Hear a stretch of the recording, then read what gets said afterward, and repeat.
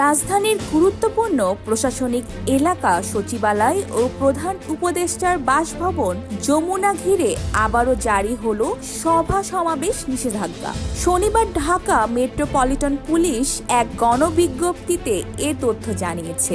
নিরাপত্তাজনিত কারণে নেওয়া এই সিদ্ধান্ত অনুযায়ী পরবর্তী নির্দেশ না দেওয়া পর্যন্ত এই এলাকাগুলোতে কোনো ধরনের সভা সমাবেশ, মিছিল, শোভাযাত্রা বা গণজমায়েত করা যাবে না। নিষেধাজ্ঞার আওতায় থাকছে যমুনার আশেপাশের এলাকা, হোটেল ইন্টারকন্টিনেন্টাল মোড়, কাকরাইল মসজিদ মোড়, অফিসার্স ক্লাব মোড়, মিন্টু রোড সহ সচিবালয়ের চারপাশ।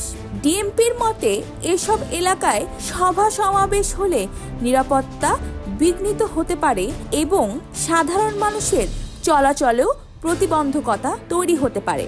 এই ধরনের নিষেধাজ্ঞা নতুন নয়। এর আগে গত বছরের ২৬ আগস্ট একই এলাকায় অনির্দিষ্টকালের জন্য সভা সমাবেশ নিষিদ্ধ করেছিল ডিএমপি। এবার তা আরও জোরালোভাবে পুনরায় কার্যকর করা হলো। ডিএমপির এক ঊর্ধ্বতন কর্মকর্তা জানিয়েছেন, সচিবালয় দেশের প্রশাসনিক প্রাণকেন্দ্র। গুরুত্বপূর্ণ সিদ্ধান্ত ও কার্যক্রম এখানেই নেওয়া হয়। যে কোনো অস্থিতিশীলতা ঠেকাতেই এই সতর্কতা। নাগরিকদের প্রতি অনুরোধ, নির্ধারিত নিষেধাজ্ঞা মেনে চলুন এবং আইন শৃঙ্খলা বাহিনীর কাজে সহযোগিতা করুন। আইন অমান্য করলে আইনানুগ ব্যবস্থা নেওয়া হবে বলে জানানো হয়েছে ডিএমপির পক্ষ থেকে।